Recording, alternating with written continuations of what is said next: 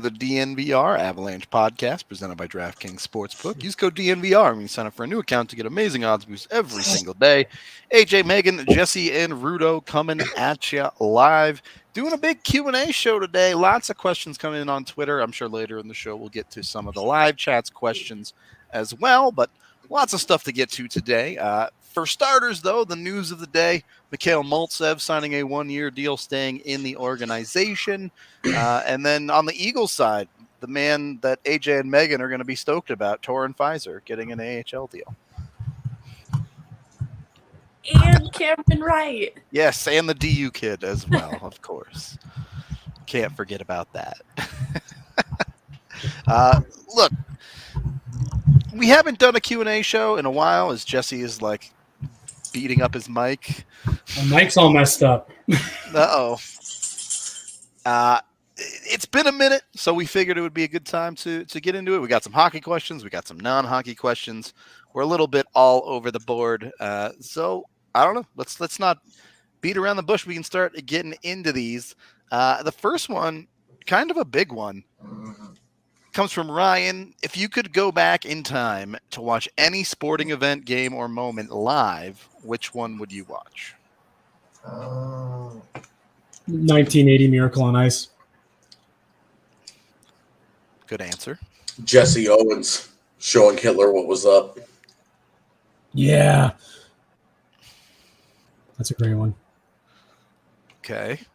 Come up with it. I like the 1980 Miracle on Ice answer. You can use that one. Like arguably the greatest sports moment in history. Yeah. American sports moment. What's a better one? I mean, I'm sure if you asked a different country, they probably wouldn't say that one. Be willing to bet you that the Canadians feel like the 2010 gold medal game was a better moment. Yeah. Why? They were the favorite at home, on home ice. Because they won. I would, if we're being homers, I would say the 01 Cup, which I watched live on television, but to be in the building. Yeah. That's a good answer. Yeah, to get to see the pass. So, all right. This is the point of the question show, right? To already go down a tangent. Oh, yeah, go off. Tangent, right? I was having a conversation with someone recently. First part of this question is, where do you guys stand on statues? We got this question a ton, so this is perfect. Wait, did I wait then? No, go for it. We can just dive into it. Well, so, because we were talking about, what moment was it? That someone had an interesting statue that we were like, that's weird that that moment got a statue. I don't remember what it was. This is already a great story. But we started talking about the Avs. And this person presented to me what the statue should be. And the fact that this isn't already a statue is criminal. It should be Sakic handing the cup to Bork. There should be a statue of Sakic handing the cup to Bork right out front of the arena. So I feel like that should be a statue in the Hockey Hall of Fame more than outside the Avs arena. Why a statue? This is the same conversation as I don't think the Avs should have retired Bork's number. Well, so that was actually how this conversation came up. And then it should be a statue of Sakic passing the cup to Bork instead of having his number retired. Because, what a moment. What a moment in NHL history. Every cup commercial. So to expand this conversation today, the LA Kings announced Dustin Brown is going to be getting a statue outside of Crypto.com Arena. You know what? That adds up. Now that it's Crypto.com Arena, why wouldn't Dustin Brown get a statue? And, so I was curious about this because I saw a lot of LA Kings fans talking about how because he wore the C for the Cups, he's the most important player, at least in that era of Kings history. Obviously, they had Gretzky at times and other things. And I thought, I'm curious what your guys' thoughts are on that because I would argue that Kopitar was more important. Well, it's the same thing as Landeskog and McKinnon. In which I would argue that McKinnon is more important. Yeah, Landeskog is the captain, and you needed them both. But which is the more valuable player? I mean, come on. Yeah. It's Kopitar. It's Kopitar and Doughty. I think they're like And Quick. Oh, dude, Quick, yeah. So like when I was in St. Louis, and AJ, you'll jump all over this. When I was in St. Louis for round 2, like you can't walk 15 feet in downtown St. Louis without bumping into a sports statue. So it's like you don't need to get carried away, but like Ball Arena has no statues, and I think that'd be a great one. The Sakic passing the cup to Bork before he actually lifts it up. That's the statue. Honestly, I think the outside of Ball Arena has plenty of room for statues too, especially now that they don't have the giant Pepsi ball. Yeah, so let's fill it up with statues. Statue. All right. Statue. I think you could reasonably have one of Sakic and Wah. Like those are the two that I think you could definitely have. Yeah. Sakic now for sure. Like they'll need to do something for him at some point, right? You would think so. You know, how the Broncos have like the busts and all that stuff. Like they'll have to do something for Joe Sakic now. Yeah. After that, it gets tough. Like, down the future, you could be looking at like McKinnon, McCarr in that conversation too. But I would have a hard time. Shirtless Landy needs to be a statue. Here for it. All statues are shirtless. I'm thinking like a geographic monument, like Mount Rushmore, the little burn spot on Pikes Peak down in Colorado Springs, where there's just kind of marred land. Just They carve it. put Sakic's face there. Oh, I'm Perfect. here for this. I'm sold. It's like I like that idea better than a statue. Do you like that better than a statue? I do. Why So are you so anti-statue? I just don't think that they're cool. They need to I carve like- it into I like an like- avalanche zone. I like the moments that are captured in statue, like the Bobby Orr flying statue Right. is cool. So handing cup to Bork, it's kind of actionable. I like that, other than just someone standing there. Like if there's something actionable Right. happening.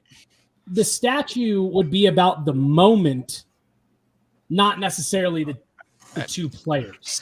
So at what point are we graduating from statue to like 3D projection of that moment Holograms. being played? Yeah. Holograms. Just change out every so often.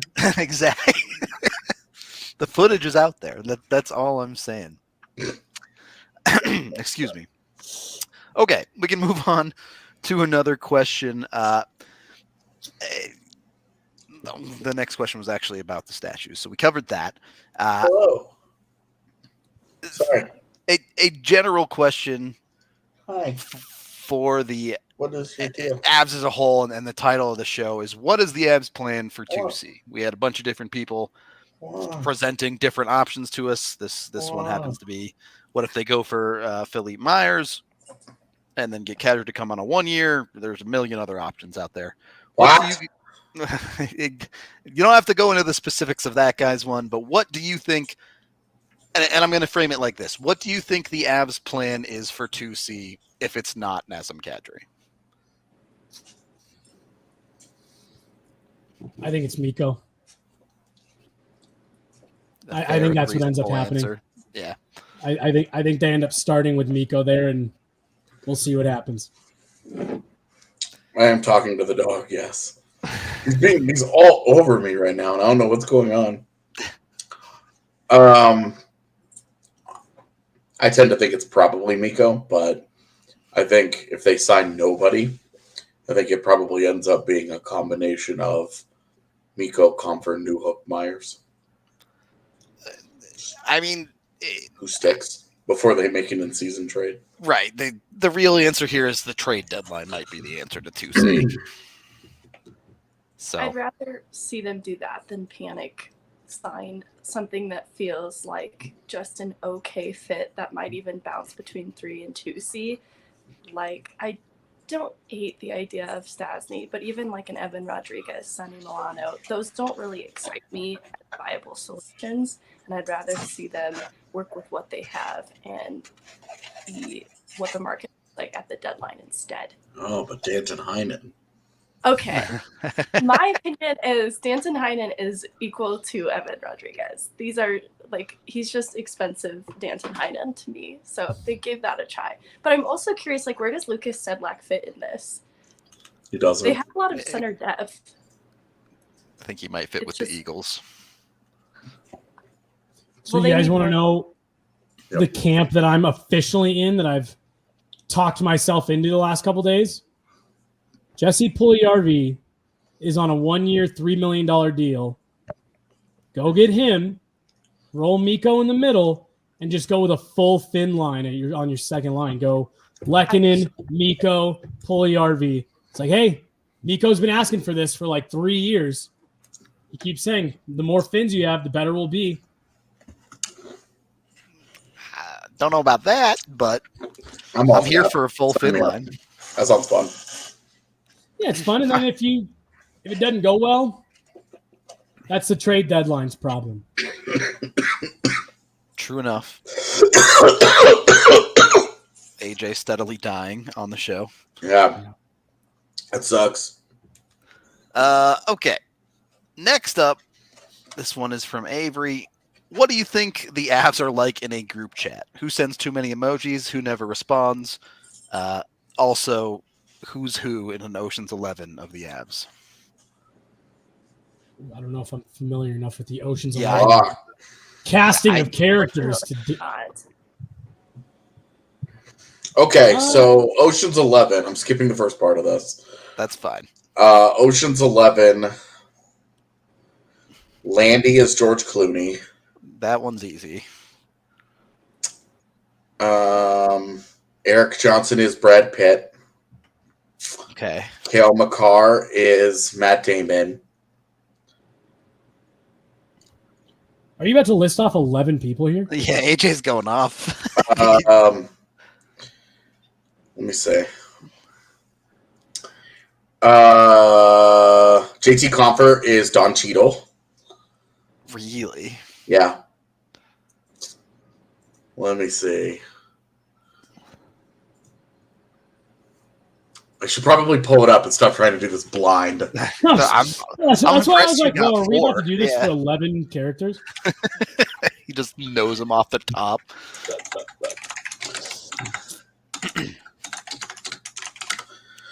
Let's the see. group chat thing, that's one of those things where I'll bet you it'd be disappointing. Like if you actually got a hold of their group chat, like I'll bet you it's really funny, and I'll bet you they give it to each other. All But right, like, here's my real question is, how many times does the word bet get put in that group chat? dude, oh my god, I hate that. I have so few like get off my lawn things, and bet is one of them. Someone said that to me at my last job, and we were having a one-on-one, and I was asking like, yeah, okay, bet, and I was like, what? Oh, bet, it means like, okay. I was like, yeah, don't ever say that again. Like, I hate that one so much.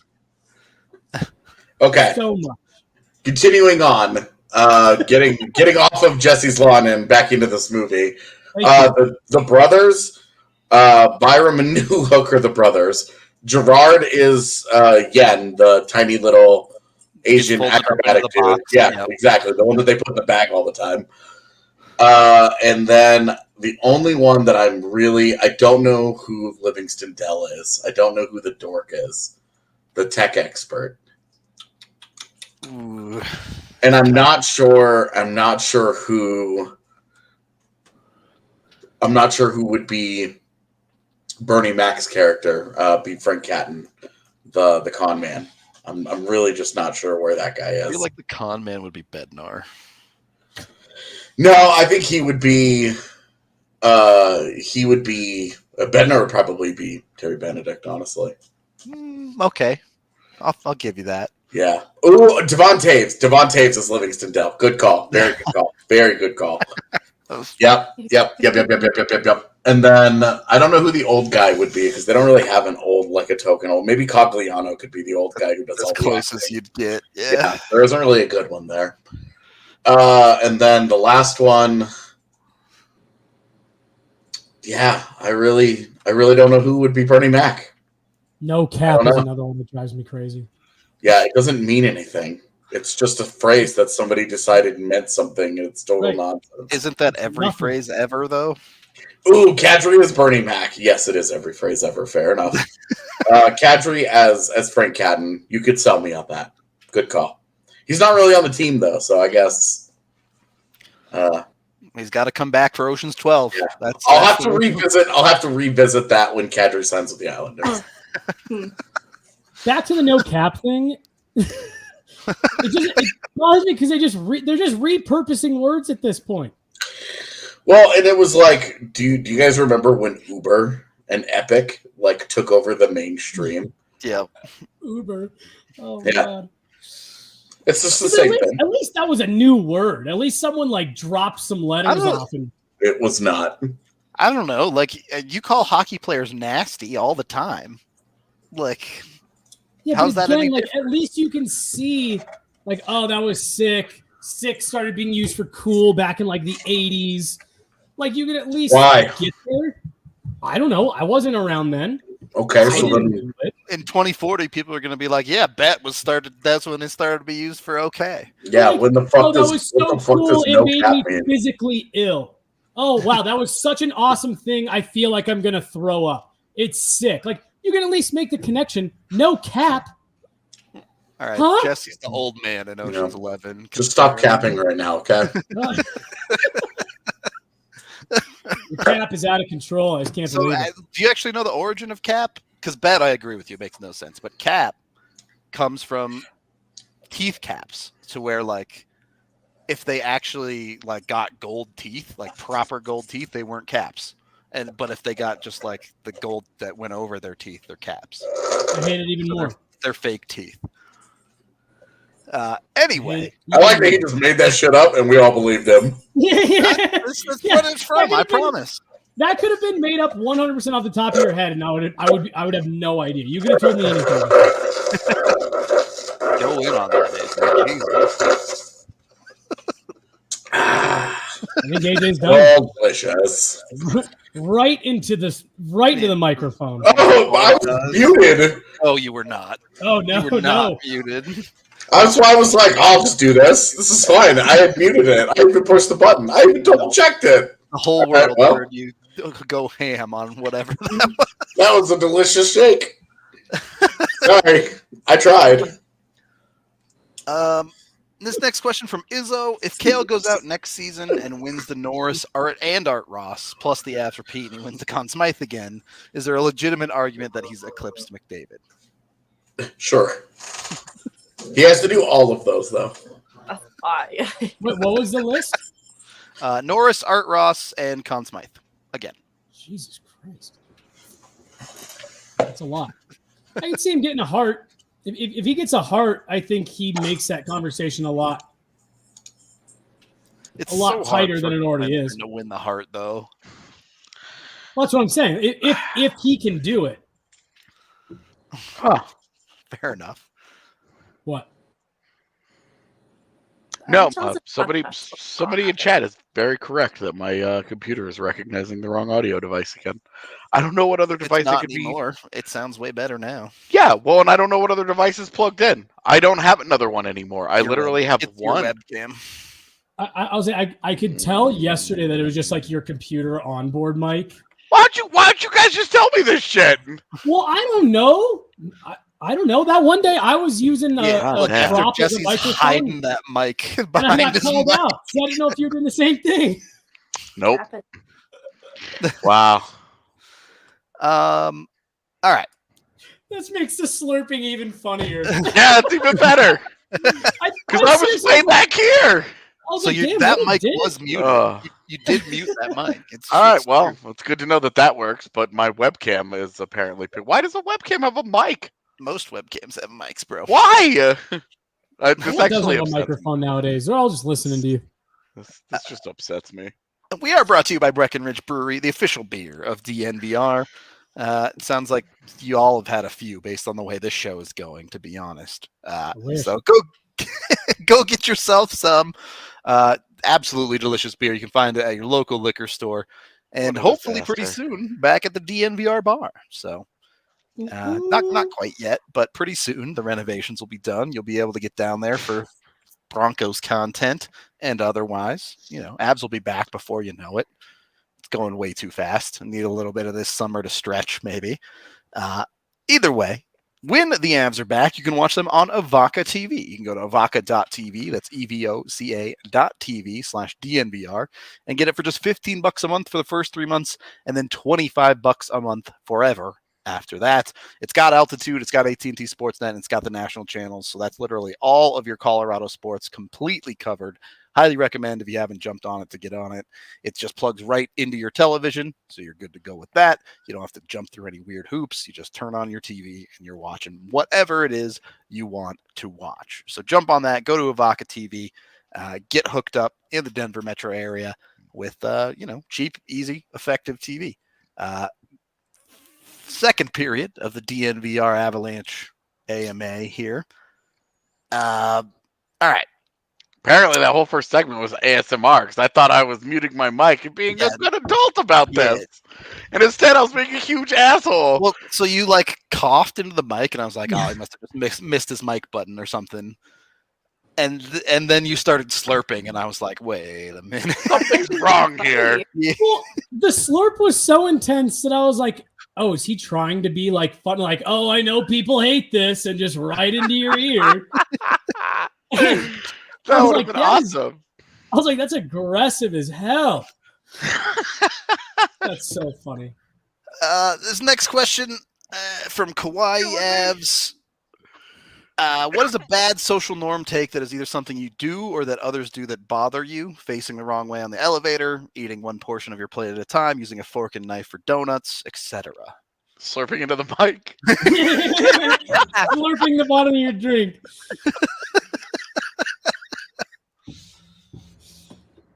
I've got mine, but I've also been complaining for the last 10 minutes. So Megan, you go first. I don't have one. Come back to me. All right, I guess I'll do it. I'll keep complaining. It's when a couple goes out to dinner and sits on the same side of the table. I think it's cute. Why? Oh God. I would rather take my own shoes off and eat them in the restaurant than two of us go out to dinner and sit on the same side of the table. Why? What? Because sit across from each other, look each other in the eye. I mean, you can do that when you're sitting next to each other too. Yeah, then you're like this. I'm gonna eat my whole meal. I'm gonna have to take an Advil at the end to get rid of my neck pain. Looking sideways the whole meal. Struggle it out here, Jesse. I have a lot of this stuff. If we want to do a summer video series, if you guys just teeing me up on things that annoy me, so I have one that I for a while. do, not one that I hate, but one that I do.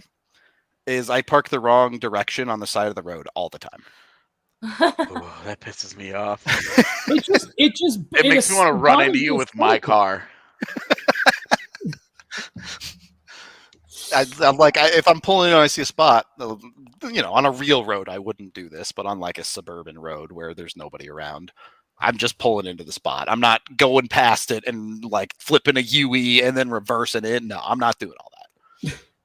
That's where you get into bop it mode. You got to flip it, reverse it, turn it. Not doing any of that. I'm not Missy Elliott. Yeah, it is illegal, but white people in suburbia, what are you going to do? I have a buddy who, when we were in high school, he would just being a dumb idiot high schooler, he'd go out of his way to park the wrong way on the street. He would flip around, in a residential, he would U-turn just to park the wrong way on the street. Drove me nuts. I wouldn't go that far with it. I'm trying to think.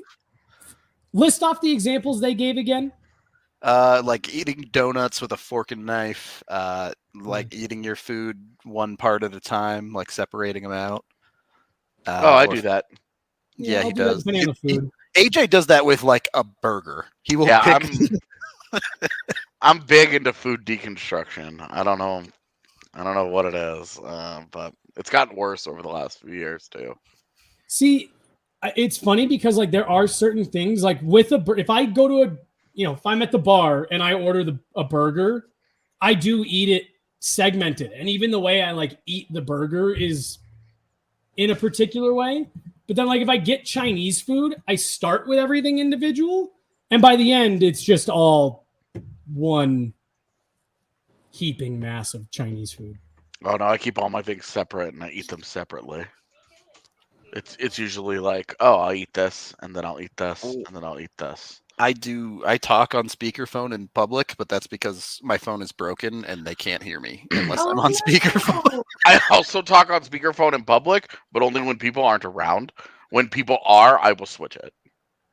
Because All right, I Megan. hate that. I hate hearing other people's conversations because you don't hear it. All you hear is blah, blah, blah, blah, and you're just like, Jesus, this is really annoying. See, Megan, do you have one, or are you the perfect person? Yeah, say we're coming back. Yeah. I don't believe in booing during the shootout. Ooh, What does that even mean? Okay. Like when you're at a hockey game, people will boo the other player, the other skater, during the shootout, and I think it's disrespectful to the sport of hockey because in that moment there aren't really two teams; it's just a skater and a goalie. So what about booing like specific players then? Like just if I have an issue with the player specifically, I'd boo them, but I don't have that many issues. All right. What about like the college thing where they announce the other team and they chant "You suck" after every name? I don't like that either. Okay. At least that's consistent. So you're a fan of the way that golf does it. You want the quiet please signs for shootouts. Yes. I think that would be respectful to the sport. See, because I've actually always thought the opposite. That they should make golfers putt and hit through booing and just being berated. Here for that. I think that's part of it. I agree. All right. So next time someone does a shootout and someone picks up the puck, I'm yelling mashed potato then. That's my thing, is that if a guy in mid shootout, you should be allowed to scream mashed potato. You should be screaming mashed potato. You know what? I'm not even going to ask for the explanation.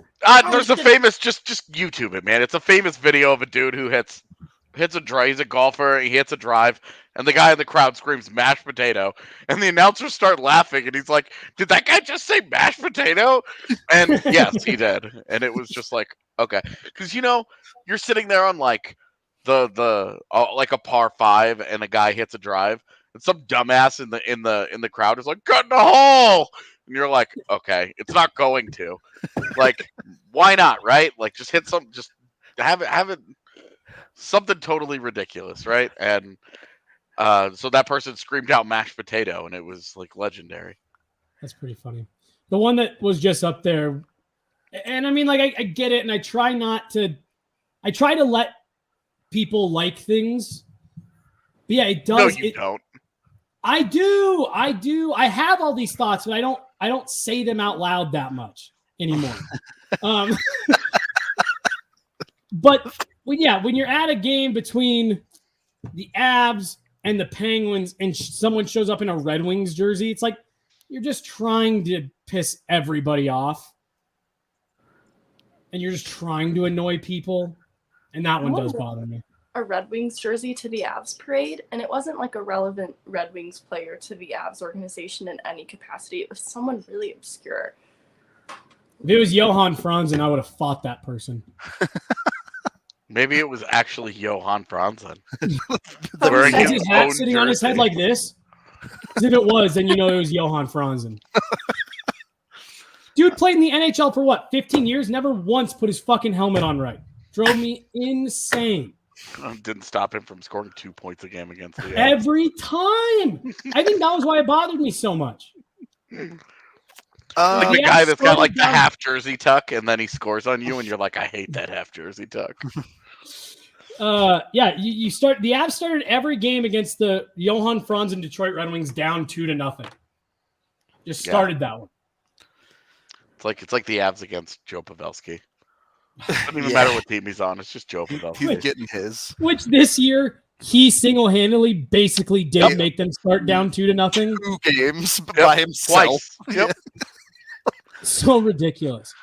I would love to ask that guy about that at some point, because he kind of had his like coming out party in the NHL in that 2010 playoff series against the Avs, and it's just been gravy for him every time he's played him since then. I'd love to just be like, there has to be something. Like, it's not just like the puck just goes in. We have a next question here. I'm going to make you guys guess the question, though. Madame Zeroni or something. The question asker is Kira. What did she ask us? God. Robes. When are we getting robes? Megan is correct. Nice. We have the meeting tomorrow. If I have anything to say about it, soon. But I don't. Everyone go spam D-Line on Twitter. Are there tables in the bar yet? We should actually. Yeah, no, we're serious. I'm not fucking leaving here until we get some robes. Everyone listening right now, go at D-Line on Twitter and tell them we want robes.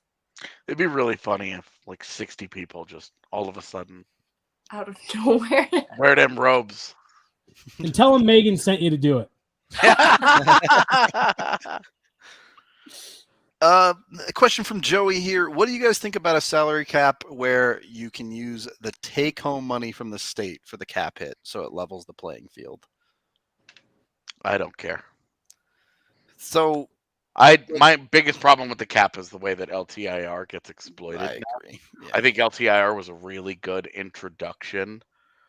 I think it had good intentions, and then, as always happens, teams found the loophole and abused it. And it's weird to me that the league is like, that's just fine. But it's also not that weird to me because the players like it. They continue to make their money. They get their salary. It's all good. And the teams can continue to use it as an extra asset or as a thing that they can weaponize if they're in trouble. So, I think it sucks. I think it's bad for the sport. I think it goes against the spirit of the salary cap. If you're going to have a hard cap, fucking have a hard cap. That's simple. Like the NBA soft cap is the craziest thing I've ever heard. The rules are absolutely insane. And yeah, as far as how the actual cap hit and stuff gets calculated, I don't care. So yeah. First of all, I just tweeted the D-Line robes. You all can go retweet that if you're mad at him. Secondly, the thing about a like take-home cap is it levels the playing field for the players a little bit, but the owners would never ever do that because that means the owners in states with higher tax just end up paying more than everyone else. So, yeah, the tax thing. Like, I don't know. For me, every city. What? Megan's comment. Oh.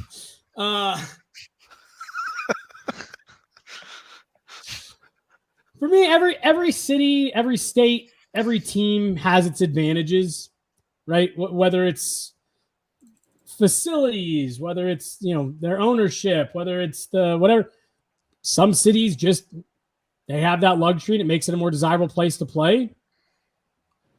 Like there's places that don't have the no state tax that are more desirable than others, and sucks to suck. I wish we lived in a no state tax state. Sucks to suck is a good way to put it. And it truly does. Okay. Next up, who would be your dream D-man partner for Makar? You can pick one player from past or present. Bobby Orr. Devon Taves.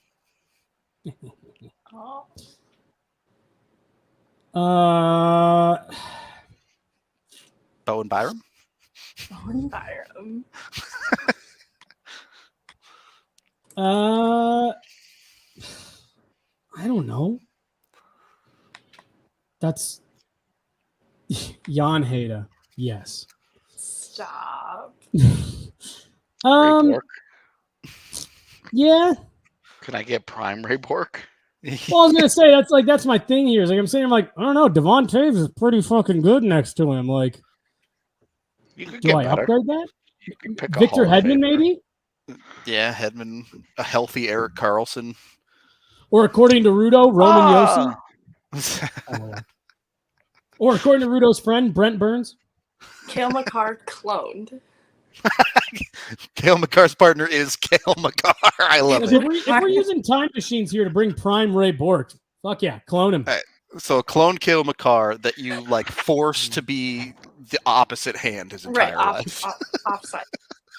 He'd probably still be in like the top half of the league for defensemen. Amazing. I'm here for clone of Cale. I mean, Adam Foot would have been pretty fun. Yeah. Would have worked. Well, all right, you guys are off the rocker now. You're just naming random Avalanche defensemen. Will Butcher. Yeah, I mean, when we get into That's Andre not bad. Benoit, it's like, come on. Sean Andre Bear. Benoit. Moving right along here. Non-hockey one. Would you rather fight in a confined space 500 geese all at once with no weapons, or one mountain lion but you have an axe? Who asked this? Wait, re-ask it Scott. again? Oh, Re-ask it's the beginning? Of course. He always 500, asks these. 500 geese at once with no weapons, or one mountain lion with an axe. One mountain lion with an axe. Yeah. I agree. Because I've got it. Look, that's a short fight either way, and I'm done and over it.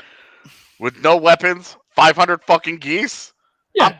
I'm losing out of exhaustion. Even if I get through 300 of those fuckers, I was I'm gonna losing say, eventually. Can you run yeah, away? that's just too many. It says What? in a confined space, so it seems like probably not. Okay. I see. No, I'm taking my chance. An axe and the mountain lion, and what will be will be. How old I is think the I'm with mountain AJ. lion? Oh, mountain lion. Even if it's like 100 geese, I think I probably still pick the mountain lion. Like the axe feels like it gives me a way better chance. That's where I'm at. Yeah, geese are Yeah. mean. Yeah, it's all respected geese, and then you have 500 of them in a confined space with no And they- weapons. No, They dude. can get up above you too. They can get the high ground. Give me the mountain Yeah. lion. No way. It's like If they it's start like the working together, you're really in trouble. Yeah. Around. Yeah. The Family Guy question like this is, how many fourth graders do you think you could beat up? It's also a good question. How many? Like just fourth graders are coming at you How- wave after wave. How long before they just how big overpower is a you? fourth grader? What's like Yeah, what are the dimensions here? 27. I mean, what? Kindergarten, you're 5. So I mean, fourth grade, you're talking What? 8 or 9-year-old. how I have no reference for how big an 8-year-old is. Like I don't know. He's about the size of an 8-year-old human. 3 feet, 4 feet. Like How big is Noah? Useless. I'm Googling it. None of us know. None of us know how large or how small an 8-year-old is. this is why we need a dad on the show. So He's it tiny, says that though, the so. average 9-year-old is 52 inches. So about a foot. So about 4 feet tall. And I mean, they got like no upper body strength at that point. That's pretty tall though. Like you can't just like they're not just gonna like latch onto your leg and you can kick them off at 4 feet. But I mean, like, it's not like 9-year-olds are hitting the weights. Like they got nothing. I mean, you could It's like meat and bones at this point. you could beat a significant amount of them, but I feel if like 10 of them jumped on you, they might be able to topple you. Well, see, and again, like if you get him in a narrow entry point, Yeah. like I feel like you can go for a while just knocking off fourth graders. Chad has a really good point. Congratulations, putting yourself on a list for Googling. Yeah, I know. the size I of read that and I was children. like, oh. Can a fourth grader fight back efficiently? It's like, yeah. I gotta go. Next one, does winning a cup now just fuel Nate's competitiveness even more going forward, or does it take it a step back? I think it changes it. because now he's What not an interesting fighting. way to not answer the question. No, I think he changes it because I don't think before it was like I've got to. He was desperate to win something. Prove Now he's himself. won it, and now I think it's okay. Can I put myself in the the class of winning 3 of these things where I am considered a top player of all time at that point? Or do I just win the one? Nothing wrong with that. But you look at Washington with Alex Ovechkin, and don't you feel like, hey, they won one successful era, but you have the greatest goal scorer of all time? Don't you feel a little bit let down that they only got the one? If the Avs end up if Rantanen and Makar and McKinnon have the kinds of careers that we think that they can have, for the next 5 years, certainly, don't you feel it'd be a little bit of a letdown if they don't win another one? Like Yep. looking back on Sakic Forsberg, don't you feel a little let down that they only won 2 and that they kept losing in the conference finals? And you're just like, they got so close. They lost 3 game 7s in conference finals. They Yep. were this close to having Like a you true win dynasty. one more of those, and then go and win the final. And you have 3 championships in 7 years. And all the other conference final appearances. Like, you're talking about one of the greatest, most successful eras of all time. Kind of the way that we talk about that run that the Blackhawks had. So I think it changes it, and I don't think that competitiveness is going to wane at all. I think the focus just changes to, I won something that was the greatest feeling ever. Now I'm chasing the dragon.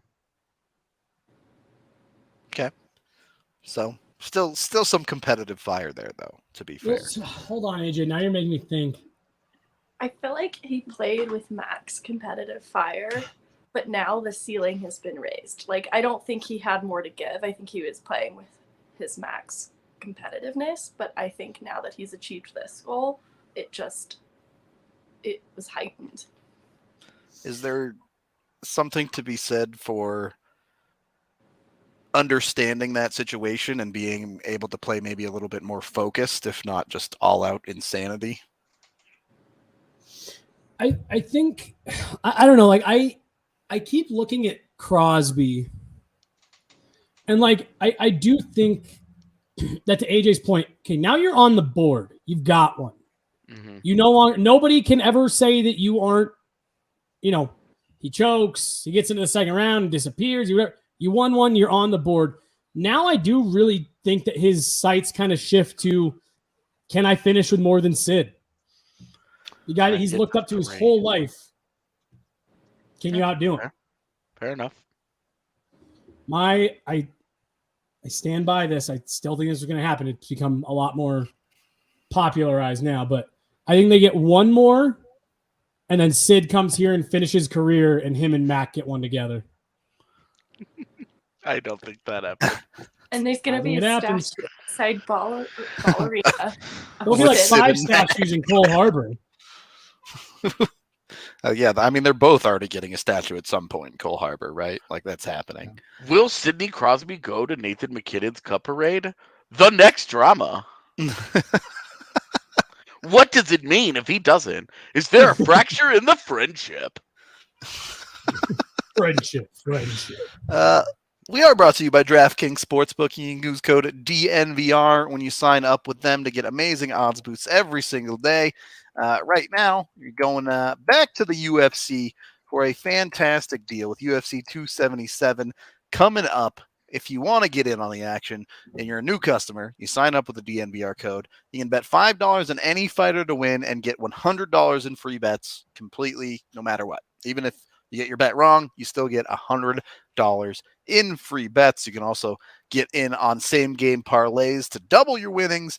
You can combine multiple bets, multiple fights in UFC. You can do in-game parlays for sports like hockey, baseball, basketball, football, all of the big ones. So jump in on all of that. $100 in free bets for just a $5 bet for that new account. Again, remember to use that DNVR code. There are plenty of other things, age restrictions And location restrictions apply. You can see the screen for all the other details. Of course, if you have a gambling problem, call 1-800-522-4700. We're also brought to you by FOCO. You can go to FOCO.com. That's FOCO.com to get all of your merchandise for your Colorado sports teams, official sports merch. They got jerseys, they got shirts, they got Crocs, they got bobbleheads specifically. They have a bunch of collector's items as well. So you can jump over there, head to FOCO, get whatever it is you're looking for with them as, they're official merchandise partners of all the major 4 teams here in Colorado. They also have CU merch, I believe, as well, and some other stuff. So jump on all of that. Third period of the DNVR Avalanche podcast presented by DraftKings Sportsbook. AJ was making weird faces down there. Dude, they are having golf inside Coors Field in the third deck this October. Why not? What? Yeah. Putt It's today the Rockies announced that Upper Deck Golf is coming to Coors Field from October 21st to the 23rd, giving fans the exclusive opportunity to play a round of golf from a third deck inside the ballpark. So, like, What the hell? you'll have, like, different tee boxes on the third deck that they, like, I- hit down to the field to or Dude, something? I have no idea, but it is And also $85 why a and person. how? How much? 85. Oh, okay. That's pretty expensive. Cool for Coors Field doing something during October. So, Did you guys see LG's first pitch yesterday or 2 days ago? Yeah. smoke that thing. Yeah, it's good. Dude, she's an athlete, man. Like, she's posted a few videos of herself this year throwing a football, throwing a baseball. Like, her form is clean as hell. LG's the best. I know this is a fun show, and we'll get back to fun stuff in a second, but we got this question, and I do think it's an important thing Oh, to this is talk about to take us about. down several notches. Yeah, it's more than several. Do you have plans to have a frank and open discussion here on the future of the pod, in the future of the pod, about the sexual assault allegations in hockey, both in Canada and the United States? Obviously, this is a very touchy subject, but what I will say about it is all of this stuff coming out is awful. Not just itself, which it is absolutely unacceptable on every single level. It's an absolutely terrible look for hockey, and it is revealing a disgusting underbelly to the sport that has been a serious problem that's been getting swept under the rug for a long, long time, and As it's evidenced not okay. by all of this. Yeah. As evidenced by all of this isn't a recent problem. It wasn't like Kyle Beach was an anomaly. This is a very normal thing that's been happening in the hockey world. I have kind of chosen to stay away from it for the most part because it feels like every day something new is coming out. There's always another thing. And I guess I don't know when is the right time. Mute worked that time. I don't know when is the right time to kind of jump in on the conversation. I've so much has been coming out lately that I was kind of like, hey, let's kind of wait till some of this has calmed down a little, and then we can talk about it so that we have more of a fully formed picture to talk about. But I think what Rudo said is pretty appropriate. It's an awful thing, and it's I don't even know what to say about the culture surrounding a game that we all love so much that it should be better. It deserves to be better. But there are so many good people in the sport who have let everybody down at all turns because they just stayed quiet about things. And it's easy to cast stones at people in situations that you're not in and say, oh, I would have done this differently or that differently. But I do think that it's fair to say that everybody involved needs to be better, and that from our corner of the world, I know we're trying to make our part of it better, and that we care about it, and that it's not something that goes that has gone unseen by us. I tweeted about it a little bit the other day. it's disturbing. Z and I have been watching the ongoing. I don't even know. That's not like a trial. I don't know what to call it. But it's like the investigation into Hockey Canada. We've been watching it together and kind of digesting it. It's just. I would just say that we've got to be better, and I don't know a whole lot else to say.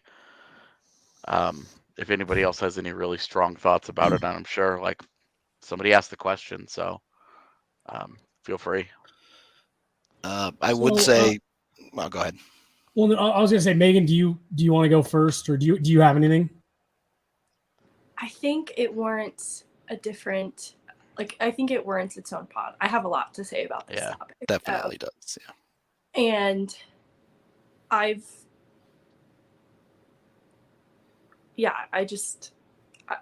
have a lot to say about this topic. It's hard to like touch upon. Yeah. And then move on.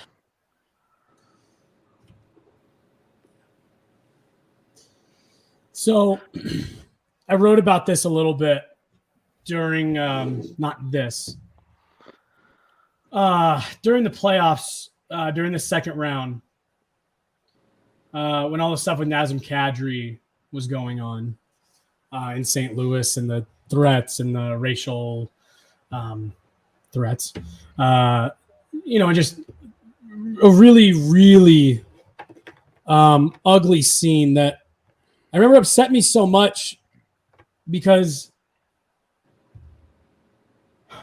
I genuinely believe that by a massive ocean of a margin, there are far more good people in the hockey community than bad, by a lot. And I get upset. Comment just came into chat. People say hockey is a culture problem. It bothers me to hear people say that, because I joined the hockey community at 4 years old. And literally 90% of people in my life come from that community, including the three of you and everybody here listening.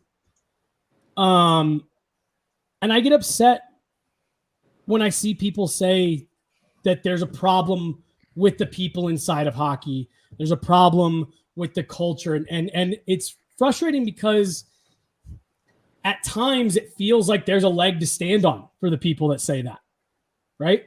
And I think this is one of them. And what makes it so hard, and what I think people can forget, hockey is unique in the way that you kind of come up through the ranks as a player. It's different than basketball. It's different than baseball. Very different than football. You have young kids leaving home to go live in another country, in another part of the world, with a different family, and they spend all of their time at the rink with a bunch of other kids their age. And where I think a lot of these problems come from is you have the wrong people in charge. You have people, and like I met them, I still meet them throughout, my hockey career, and I use that word extremely lightly. They're just big kids. They never grew up. They never matured. They spent their whole life around the rink, and instead of,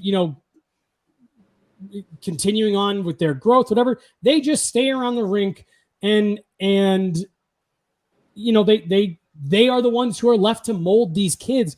And then you end up with these situations like what's going on with Hockey Canada right now, where it's a bunch of kids who are never told what was wrong and what was right by the people that they were entrusted to by their parents. And that to me is where the problem comes from, is that you have some of these people who are in charge of these junior teams, these development camps, who are put on the ice as coaches with these Hockey Canada kids. And I think we forget sometimes these are kids. They're still, they are trusting us to teach them. And now, obviously, no one should have to tell you that sexual assault, especially what's going on this side, no one should have to tell you what's wrong and what's right. But like, it builds to that. And I think hockey needs to take a long look. And, we kind of alluded to this yesterday. Like, Hockey Canada needs to look internally and say, all right, where are we doing these kids wrong?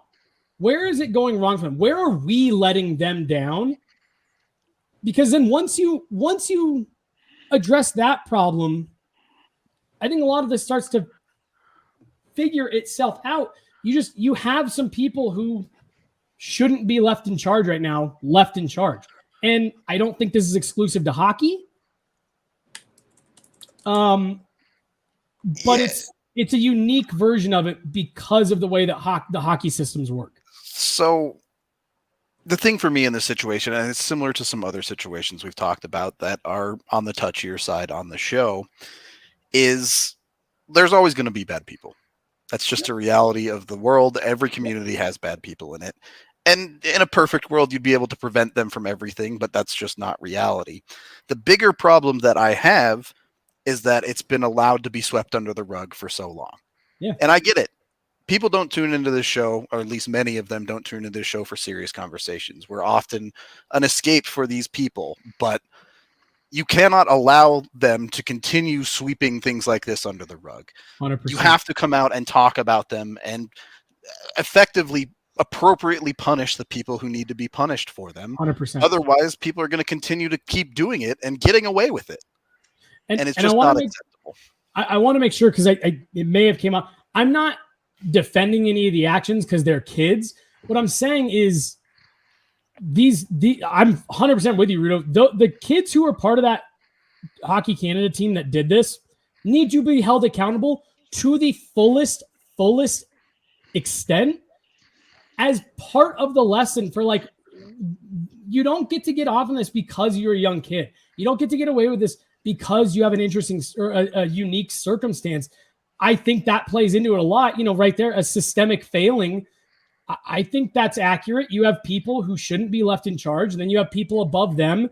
We saw this with the Chicago situation, who said, well, we're going to prioritize winning above all things.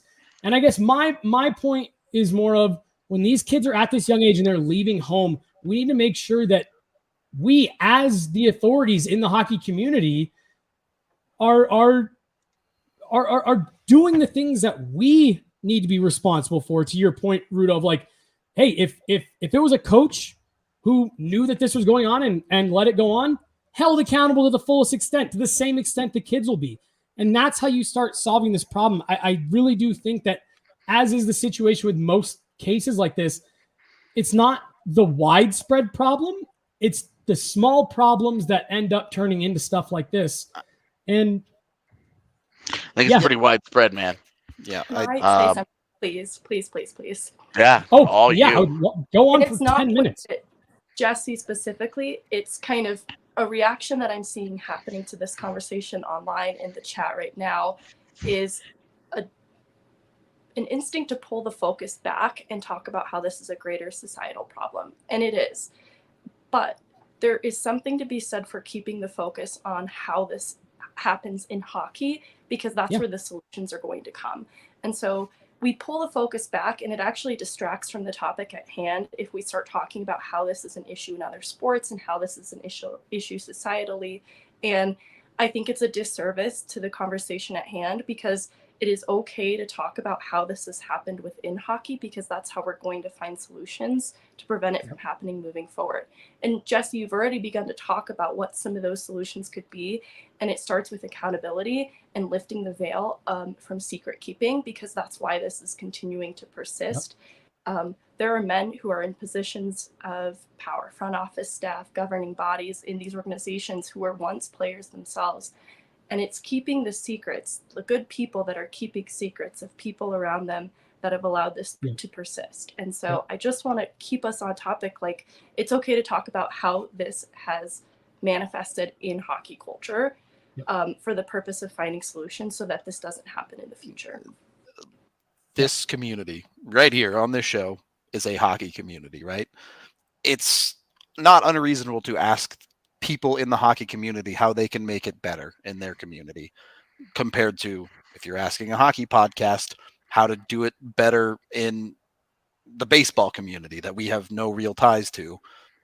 There's a level of separation there that isn't there in the hockey community, where this is directly what we do, what we talk about every day. It's our world. Yeah, exactly. And unless someone has something they really want to say, I want to stop this conversation here, because I think this conversation deserves a bigger podcast. It deserves more well thought out answers than us just answering a question right off the cuff like this. Yeah. Well, but I think that's honestly, like, I think that's where you get your most, like, Megan, I can tell that everything you just said, like, that's what you're feeling. You didn't think about what you wanted to say. Like that's kind of where I'm at too. And I agree with you. And I really want to make sure that I'm not trying to make excuses for anyone. I'm not saying, I'm with you. Like, I think we have to step back once all parties have been held accountable. I think that's when you step back and say, okay, how did this happen? The Kyle Beach thing, or the Chicago, right? How did it get to this point where not only was this allowed to go on, but that so many people seemingly knew about it and said and did nothing? And that's a problem that I think you do have to step back and look at. But in the immediate, Megan, I completely agree with you. You need to deal with the people and you need to hold them to the fullest extent. You need to make an example out of this. This is Hockey Canada. This is the biggest hockey organization on earth. There was someone in the comment or in the chat that just said, they're treated like royalty around Canada, around the WJCs. Like, we need to show that, hey, these people are accountable for their actions. Because I disagree. I don't think it's a widespread issue. And I think when you have these instances happen, you need to make sure that you hold the people as accountable as possible. Kick them out of whichever players, kick them out of the NHL. Kick them out of whoever's in the entire Hockey Canada organization should be turned over to. There shouldn't be one person carried over to next year. Whenever the Hockey Canada calendar turns over, there shouldn't be anyone still in place there. And that's how you got to start it. I think what the Chicago Blackhawks did after, with the full cleaning house, that was what needed to be done. Doesn't change anything. Doesn't make anything about what happened any less heinous. Doesn't make it any less real, but you got to do something going forward to ensure this stuff stops happening, because it genuinely makes me sick in a community that I owe my entire life to. Yeah, it's a bigger conversation and one that we will have on a full pod at some point. Going to try and transition out of this. Obviously, it's always weird to move on from things like this. Would love this. Would love this. Start over. Yep. We're blew it. Gonna go back to answering some questions here. Bear with us for a second. The next question is, what kind of trade would it take for the Avs to move their 2023 first? And is it replacing 2C? A very natural segue. Yeah, totally normal, right? Yeah, I think it would have to be a similar deal to the one that they made with Lehkonen. They don't have the Justin Barron piece this time around, so they would have to move the first round pick in response, and then offer up a lesser prospect, a Sampo Ranta or something, one of the Eagles kids. Sure. I don't know who the target for that would be. I'm not trading for Elias Lindholm. I don't think the Calgary has any interest in that unless they do truly decide, if they're out of it, if they get to the deadline and they're like, this isn't working. Dump this era, and they decide to move on from people. That's fine. JT Miller's still out there. The cost for him goes down every day because he gets one day closer to the deadline where, these 2 first-round picks and blah, blah, blah, blah, blah. JT Miller's a good player, but the price for him was always comically over the top because he feasted on non-even strength points.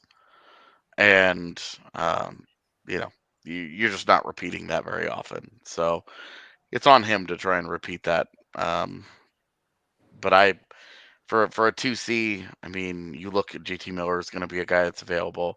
You keep an eye on what's going on in Winnipeg with both Scheifele and Dubois, and UFA approaching for both guys, and you just don't know the direction of that organization right now.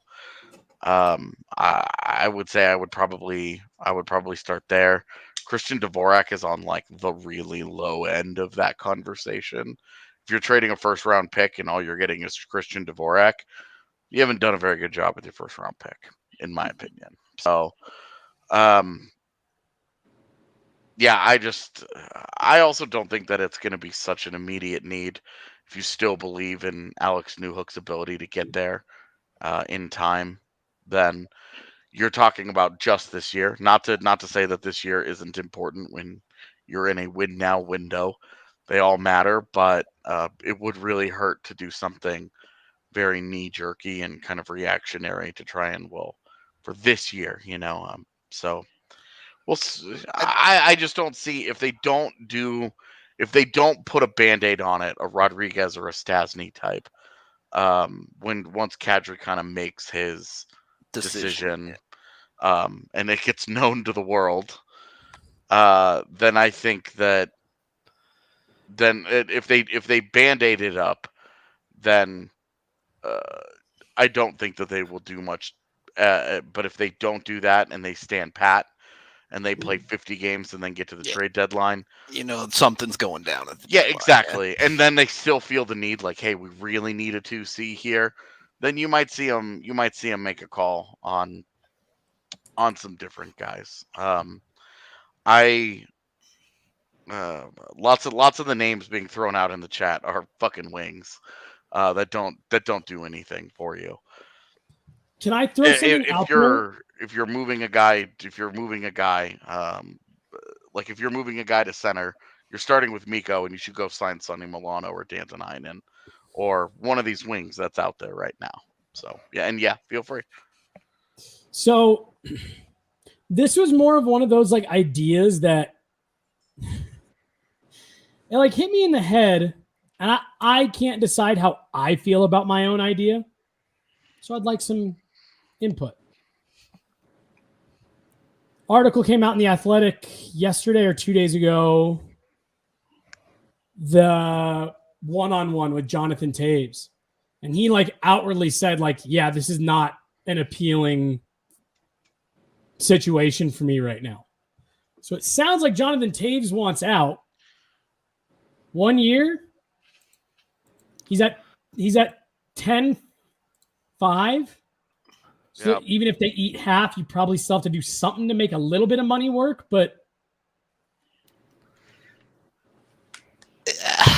maybe I'd consider it for the 1 year, but he's just not the guy that he was by a lot, and that's why I'm like. Well, the biggest thing is that defensively, he's completely fallen off the table. To the point where he's not even a good defensive forward anymore. Not like he's a Selke guy who's like league average now.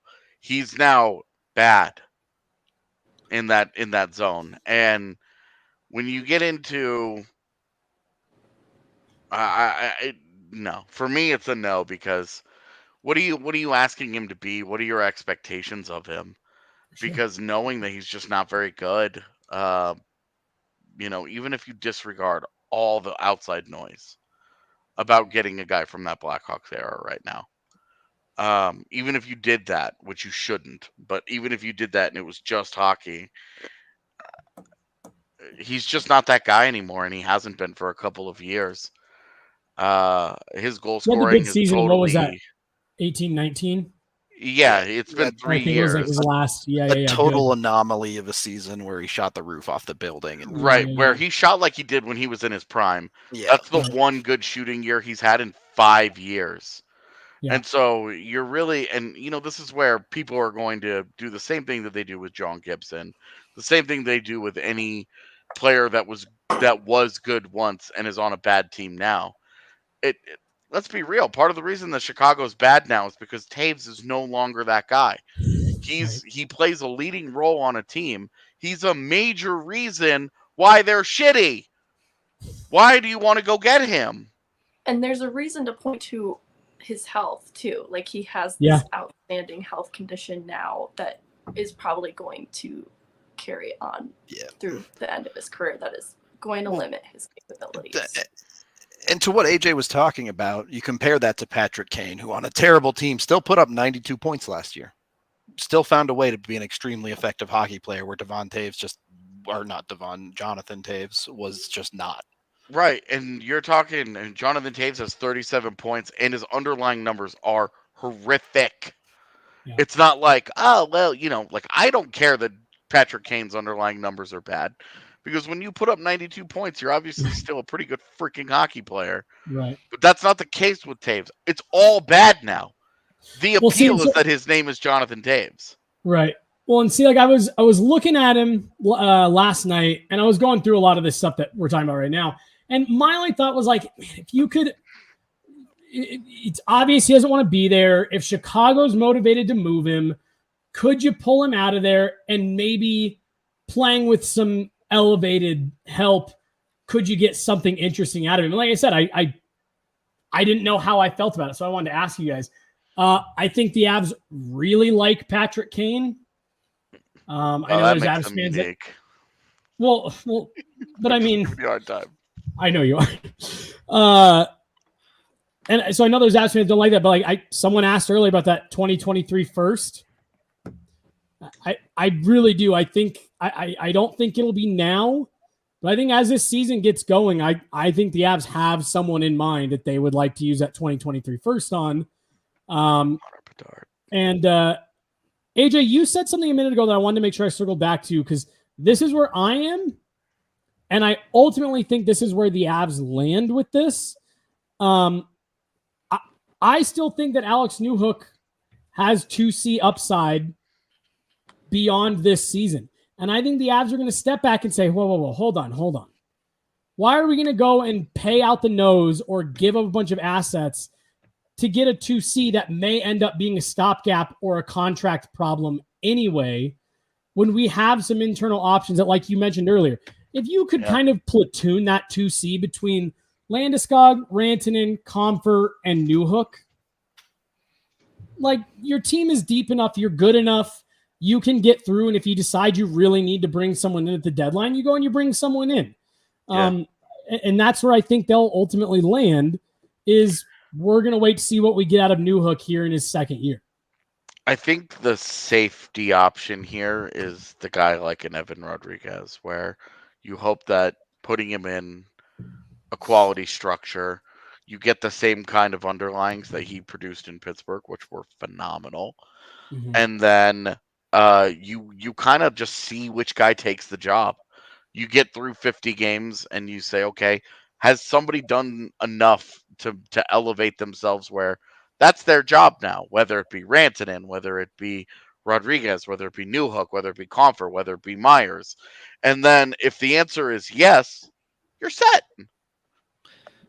And then the other guys are, your third line is, if it is a Rodriguez, then your third line is a Comfort, Myers, Newhook, in whatever fashion that looks like, with the Cogliano, Helm, LOC fourth line, and you feel really good about that. You're like, damn, that's solid. It's a little bit of a value transaction, right? I'm just making up a number here. I'm not saying Evan Rodriguez is going to get this amount of money, but let's say someone gives Evan Rodriguez $4.5 million. I know that's too much, but yeah, that would have happened by now. Said it. But if you were to give him $4.5 million, A $4.5 million player on your second line, you feel good with. A $4.5 million player on your third line, that's expensive. Yeah. I mean, a $3.5 million, you look at JT Compher. Yeah. You're preparing to lose that guy in a year because you're not giving him a raise. And I know that's taking it to the extreme, but it's where that value proposition comes in with an Evan Rodriguez. Let's say you give him the JT Compher contract. That's a steal for a coming in right player. now.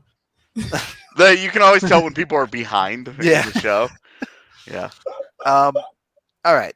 Next question. And I know we're running I do want to say here, just about you're talking about the value and all that, but if you give a guy like Rodriguez $2 to $2.5 million, which is probably where I think he comes in at this point. Yeah, then you're totally fine if he ends up as a third line player. Yeah. Then you're comfortable wherever you land.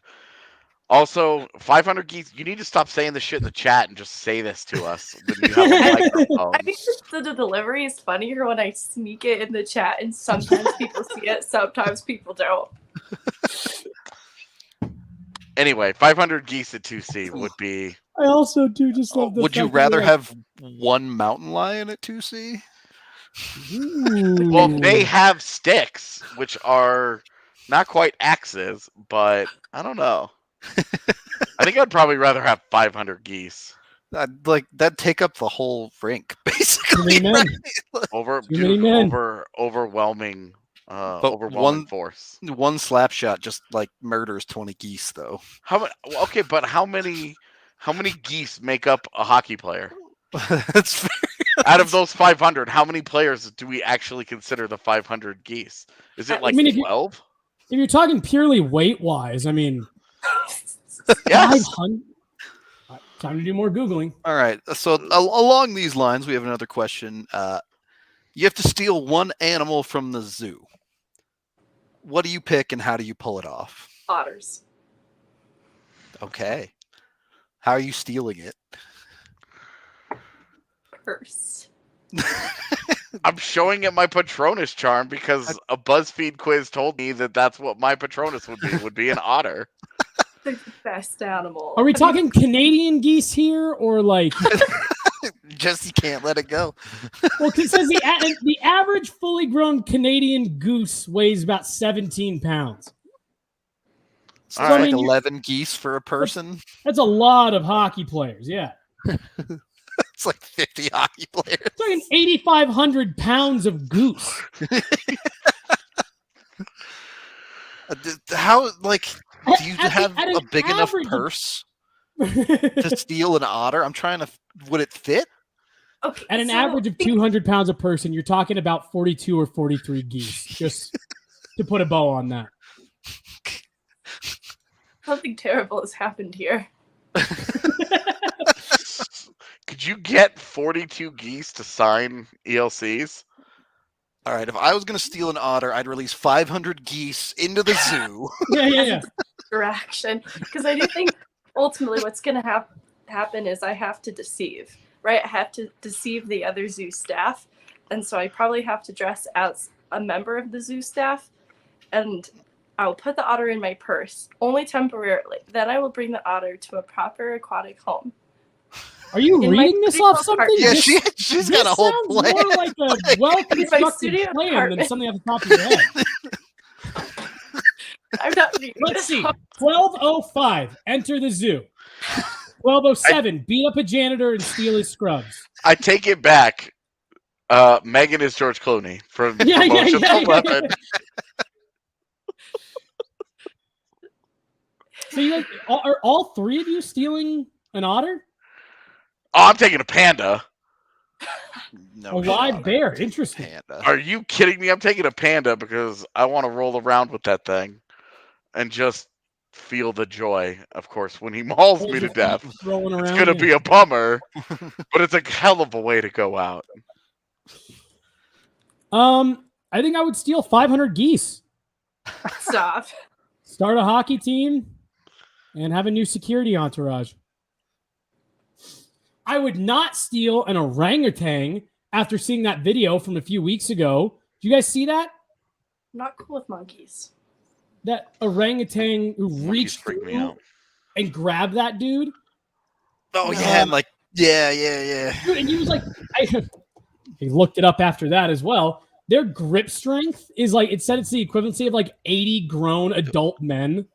So it's like, you're not pulling away from that. Chad is right. Jesse's Google search history must be like insane.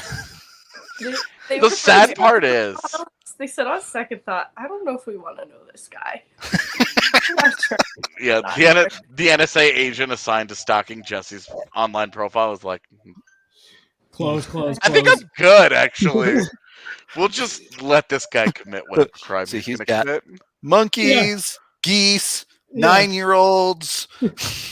Fourth graders in general, and he's looking at the same thing on all of them. How big are they, and how much do they weigh?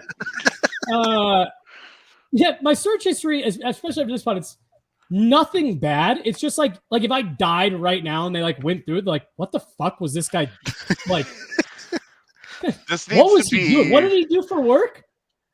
This needs to be a future Free Skate Friday. Is Absolutely. what are your last 10 searches? Mine is I've got Blue Pan Pizza because that's where Z and I are going for dinner tonight. There you go. I've got Illegal Pete's because I had to know where we were going today for lunch. I've got the DNVR bar because I was reading reviews at 3:00 in the morning because I'd never read them before. And then I've got Chilco Lake because we were watching that show on Netflix called Alone, and I wanted to know how big the lake was. Because they drop all these people. They drop 10 people on this lake and go, okay, survive. And I was curious. I was like, do these people run into each other? Like, what's the environment here? And so I wanted to know more about the lake. Are these your last 10 searches or just like the last 10 websites you run? Because mine is just different. No, emails. these are my last searches. I just went. No. I'm asking, like, is that the prompt last searches? Yeah. I mean, Mine I just went to Google and clicked on the You hit search the drop tab down. Yeah, and they all pop up. I mean, I've got other things here too, like how like much an does a Arizona fully Diamondbacks grown player. How much does a fully grown Canadian goose weigh? 1997 Stanley Cup Western Conference Finals. How tall is the average 9-year-old?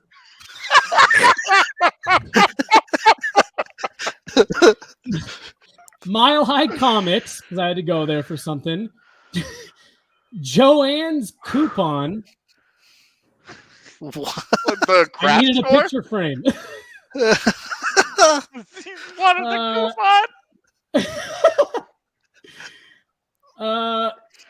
Celsius to Fahrenheit. Jason Spezza, Peter Mrazek. Were you talking to Harry? I was. And then Snooker. That one's courtesy of Rudo, yeah. Yeah. Oof. So I have best zoo animal, which is to steal, capybara, by the way. Best new animal. My home address, Jonathan Taves, Read Cat it. Friendly, Avs schedule, Arturi Lekkinen, Ivan Fedotov, and Kale McCarr. 2 on I bet brand. you don't know how much a Canadian goose weighs. It's 2 on brand because I know how to use incognito mode, okay? That's no fun. Oh, I also searched for Marcelo Balboa because I wanted to know what jersey number he was. What number? 17. Not going to win that one. Nope. That's why I didn't mention him yesterday. And P.S., anybody that's curious, we are doing the TDSP show today about which Denver athletes wore all jersey numbers from 00 through 99 the best.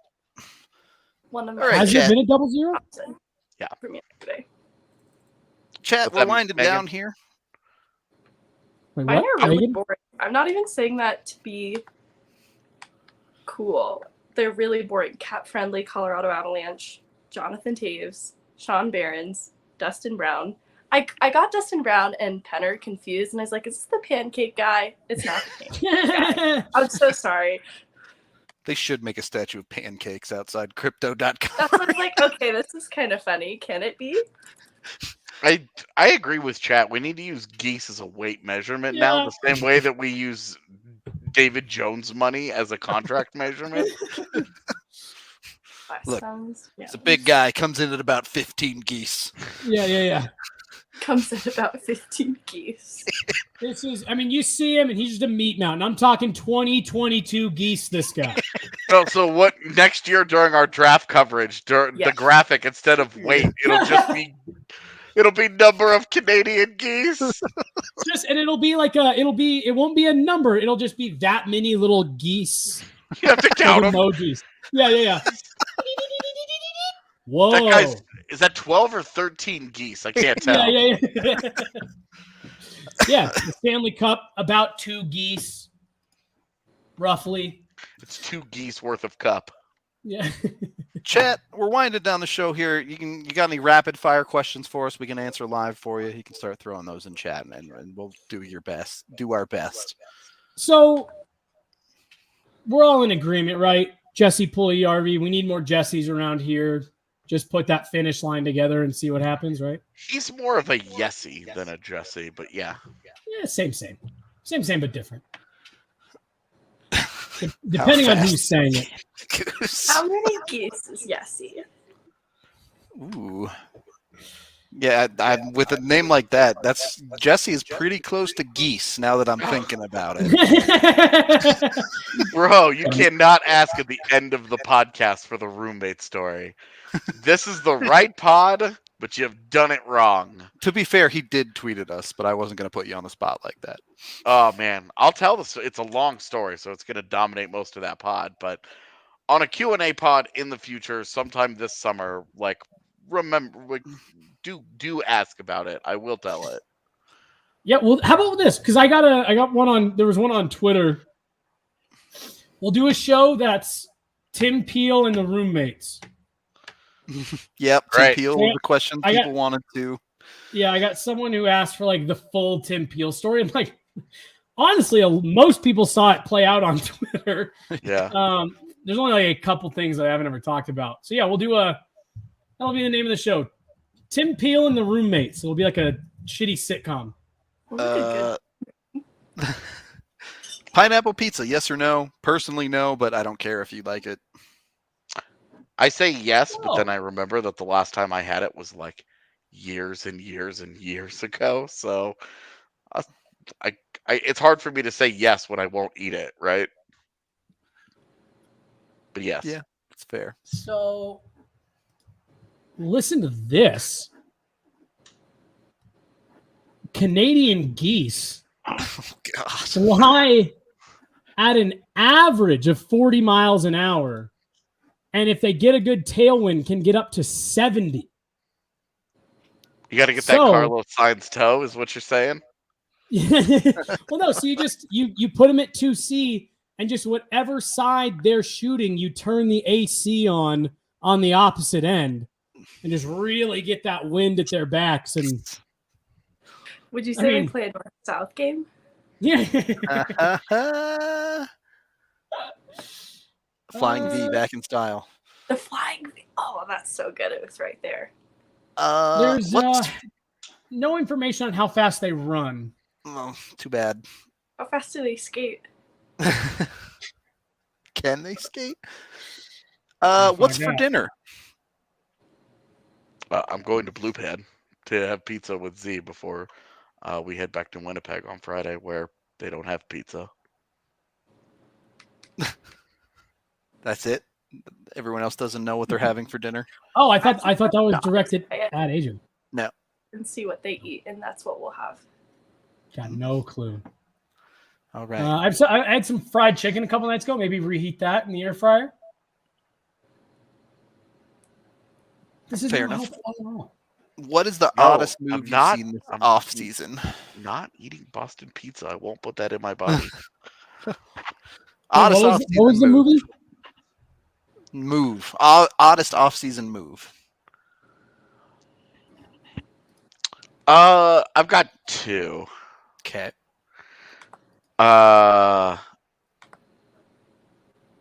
San Jose and the goalies. All the mediocre goalies. Yeah, that's weird. Who's your starter? I don't. Yeah.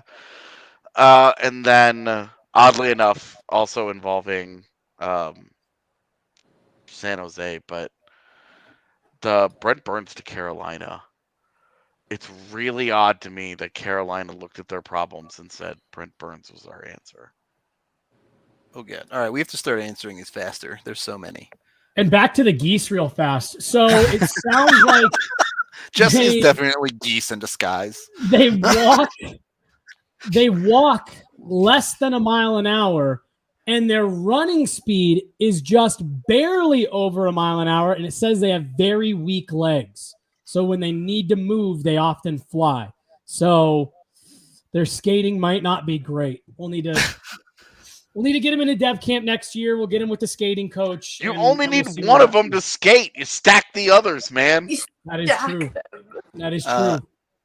Best concert 2 you've geese ever per skate? been to? I went and saw Apocalyptica open for 6 a.m. and that ended up being an absolute banger of a show. You guys all saw my live music tweet. We don't need to rehash it. My man. I'm not a big live music guy, so Megan. I'm not a big live. I've been to concerts, but there isn't one that stands out among the rest. Like that was the best one I've been to in my life. It's live music is just factually, it just doesn't sound as good. Has nothing to do with the atmosphere. I know concerts are very fun and all that stuff, but like 10 out of 10 times you're like, hey, you can listen to this on your phone or they can perform it for you live. I'm like, oh, I'll just play it on my phone. I'd rather enjoy it. So Yep. I'm here for this take. I'll tell you who's too sweaty. It's not concerts. It's Rudo and Fall Guys. Just because I'm good doesn't make me sweaty. All right. So sweaty.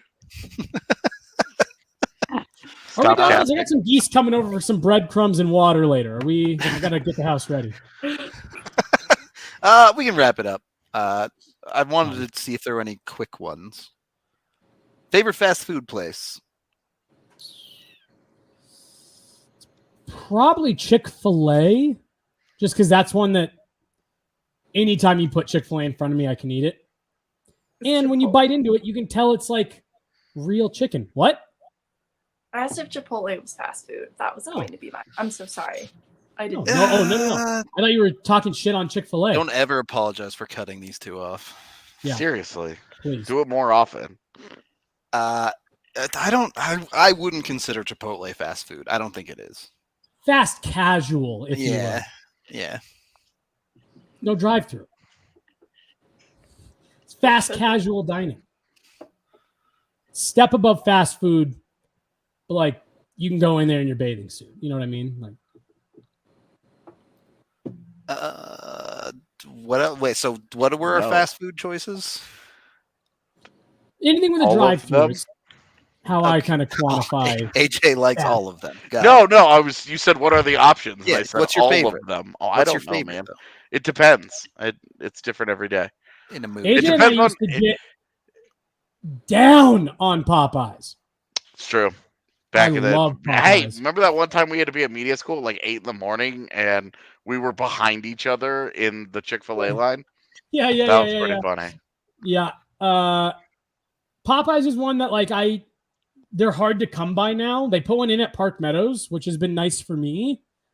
But like I like Popeyes, Chick-fil-A, In-N-Out, Ob. You really love In-N-Out. Big time. Yeah. It's just good. See, them and Chick-fil-A, like it's still fast food, so it's still shit for you, but like it's at least less shit for you, those two. Cane's is another good one. Yes, Adam, we saw you Cane's is- shit talking in and I out guess they earlier. have the other thing. Megan, do you have a actual fast food place? I like Wendy's French fries. All right. Interesting menu item to pick from Wendy's. I thought you were going to say spicy nuggets, and I could get on board with that. I like- like their nuggets. Yeah. I like. Yeah, I the nuggets think are good. they have good lemonade. The nuggets are good. So just compared to other fast food places, I feel like they don't get as much credit. But I like Wendy's. Brecton wins. Slim Chickens is the shit. That place rules. And so few people have been to one, but if you have a chance, go to a Slim Chickens. It is so good. I just wish that fucking Wendy's would invest in a single potato peeler for the entire company. We're moving on. Skin on every fry. We're like this skin. Guys, I'm sorry. This is last book you read. What's it called? The Way of the Wolf, the Jordan Belfort sales book. Okay.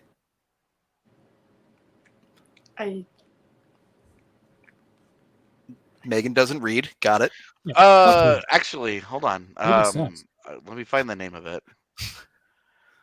I read the second book in the War of the Ancients trilogy from WoW, called the Dragon Soul.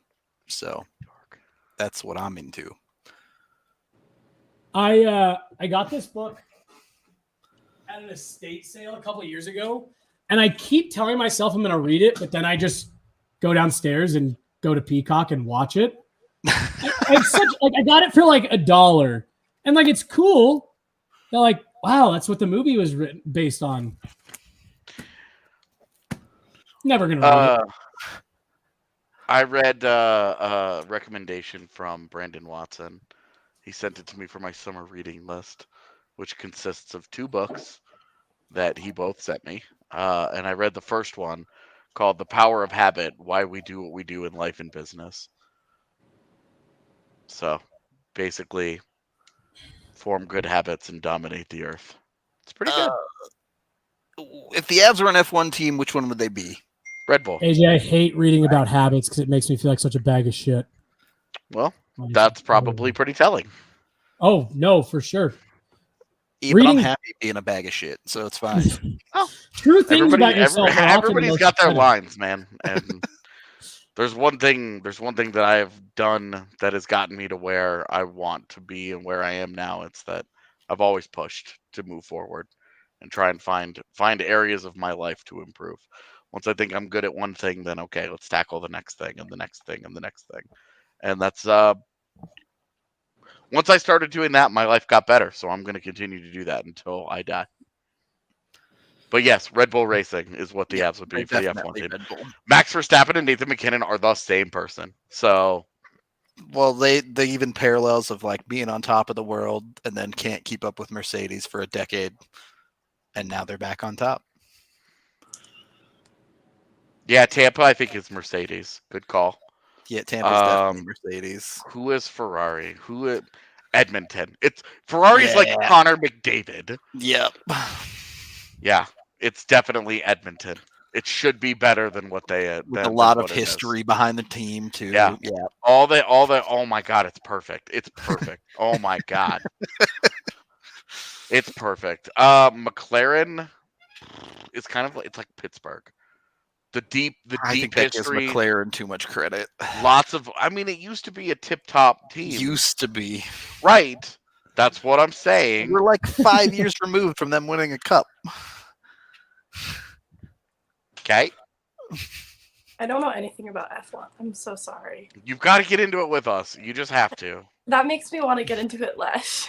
Okay. Just saying, honestly. And it's not you guys, but like there's this huge, what is this huge social media push to get into F1? It's just popular right now. That's okay. all. So Drive to Survive on Netflix makes the show incredibly accessible. The time that you spend on it is about 2 hours a week, maybe 3. Now you can choose to get up and watch it at 7:00 in the morning live, or not. And you can watch it whenever you want. It's fine. Just don't follow things on social media yourself. Like any live event. Like, come on. The time into it is just the time you put into it is. It's just not very much. Like it's easy. For me, I've always liked it, and I really like. I like how fast the races are. I like F1. I don't like NASCAR. I think NASCAR is incredibly boring. I think F1 rules. Yep. How long are the races? It depends on the race, but yeah, and like if there's a stoppage, but it's like 2 hours tops, dude. Like, man, you said quick. I thought we were like 10 lap sprint. I was like, well, maybe I could get into that. 2 hours. We do have 3 super chats here. $5 from Odd SC saying Kadri and new contract equals sandpaper and bare ass. Well, I mean, let's see what the new contract is before we go in too hard on that. I can't believe that analogy has taken off. People are using. I just think it's weird. Was that a reference Also, that's of the ours? wrong that's the wrong kind of bear. I right, think. because it's supposed to be. I mean, I guess, and I feel like this is a conversation we had on the show. Like, I guess if you're wiping sandpaper on a bear's ass, like that's probably not going to go great either. But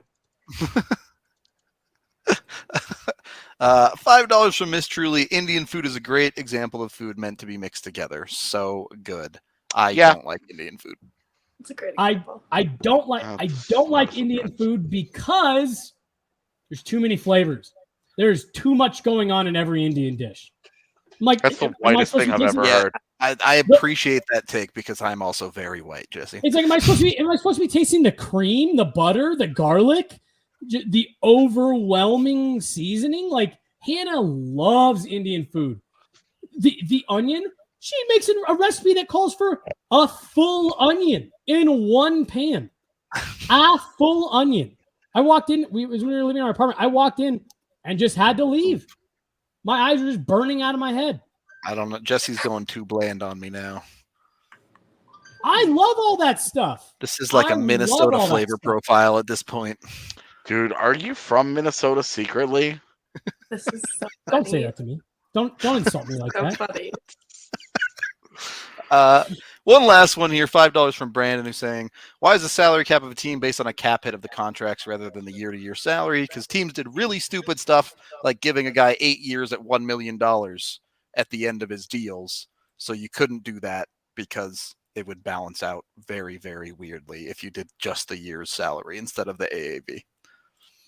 Yeah, I mean, it would kind of look like the NFL does, right? Where you've got a guy, he counts $22 million against the cap this year, but next year, with no guarantees and his base salary and no bonuses, he counts $7 million against the cap. Yep. They just decided to go with an easier to calculate cap. It just prevents. It's just that simple. It's easier to manage. It's easier to plan for. And with guaranteed contracts, you sign a guy, you know what his AAV is, and you're done. You don't mess with it. They've just done a lot of things beyond that, including like limiting the amount you can change year over year and limiting the length of them to prevent abusing the salary cap in ways to where, like, imagine if they got Nathan McKinnon in his prime. It's like, for years 6, 7, and 8, we'll pay you $15 million if you take $3 million for the next 3 years to put them in such an advantageous position to go out and get other guys that they just didn't want any of the complicated, stupid stuff dealing with the cap, which they still get it on LTIR now, but you know. Do people not realize it's possible to over-season food? Is that like a novel take to some of these people? This take that Denver's food scene is mediocre, blows me away. I think it's really good at what is available. It doesn't have as wide a variety as I would personally like. I know Z and I are both excited to get back to Winnipeg so we can get to some cuisine that we actually really miss. But I'll take things I never thought I'd hear someone say for $1,000, Alex. When you don't go places, Winnipeg. It's the number one thing that shocked me about Winnipeg was that. Oh yes, okay, all right. It's cuisine. The diversity of its cuisine is. I do remember you excellent. saying that.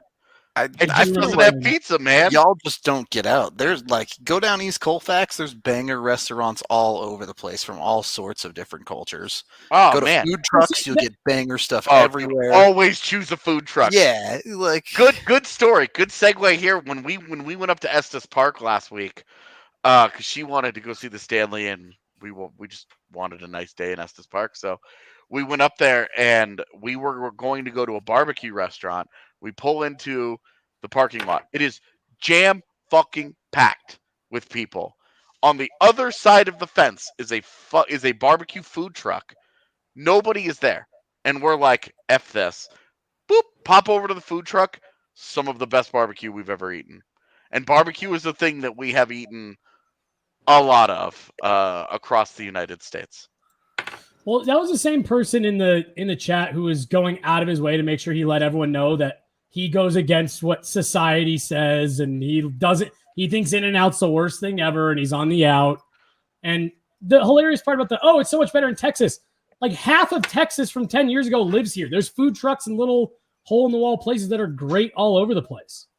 Yeah, There's all kinds of good food in Colorado. The food scene in Houston is tremendous. It's for phenomenal. But I really like the Denver food. It's just is the variety as good as I would like it? No, but what it's good like unbelievable Mexican food here. It's so good, man. Mexican food here is out of control. There are so many good pizza options here that I did not appreciate over the years. It really isn't So as bad many. as people say. I'm not a Colorado native. I've lived in other countries. I've eaten food in many other states. Colorado food is not that bad. That's the one. You lived in Japan, and Korea. The seafood here could definitely dude. but it's landlocked, so like of course that's a geographical issue. Yeah, and it's like you go to Houston, you get incredible seafood, but there are certain things in Houston you're not you're gonna struggle with. But here, the seafood here isn't incredible. My Cousin Vinny. You guys have all seen My Cousin Vinny, right? It's an absolute classic. When they're getting out of the car, she's like, "Yeah, well, I bet you their Chinese food is terrible." She just keeps going back to the Chinese food. Always cracks me up. Yeah. All right. I think we're done here. I think. We're just talking at this point. Yeah. We're four people just hanging out under the guise of talking about the Avs.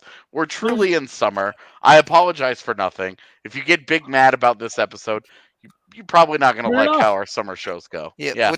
And I know we didn't answer everyone's questions. We're going to have more Q&A shows over the summer, so we'll get to Believe it or not, we didn't answer every question. There was like 3 times on the show I forgot we were even like on a show. I thought we were just I got the like you're still thinking about geese, bud. Like I said, I got some coming over for breadcrumbs and water here in a little bit. We're going to have a nice little hang. We are going to get out of here for the day, though. We appreciate all y'all hanging out with us. Hope y'all enjoyed it. Like I said, we'll have more question shows throughout the summer. So if you didn't get your question answered, you'll get that. We will be live tomorrow, but the timing of the show might be weird depending on how the day goes. So it might be at a little bit of a different time. We'll keep you posted on Twitter as we do. So be sure to go to follow DNVR_Avalanche there. But for today, we are out of here and we will talk to you on the next one.